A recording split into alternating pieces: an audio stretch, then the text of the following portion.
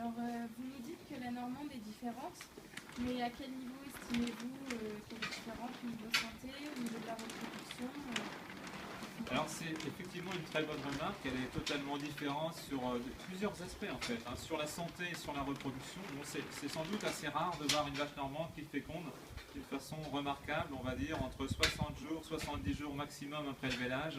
La plupart des vaches sont fécondées.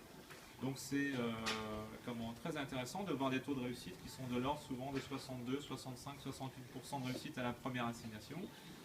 Des vaches en fait qui sont capables de faire de la reproduction très concentrée, donc concentration des vélages à l'automne ou au printemps. On est capable aussi d'étaler en fait les vélages toute l'année en ayant une bonne maîtrise globale sur la reproduction.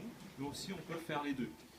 La santé, il faut dire que la normande est une des rares laitières mixtes, la seule peut-être à être capable en fait de faire des choses remarquables sur la non-présence de maladies. Je pense à tout ce qui est métabolique, renversement de caillette par exemple. On entend très rarement un cas de figure qui pourrait poser problème. Donc ce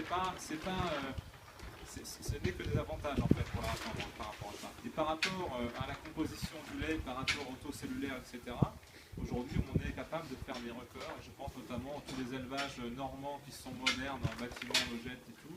On a effectivement de très très très bons résultats. Parce que dans la Manche, encore l'an dernier, on avait d'excellents résultats. D'accord, très bien, merci. Comme vous avez pu l'entendre, la normande a de nombreuses qualités. Donc, on peut dire peut-être que c'est la vache de demain, la vache antiquitaire.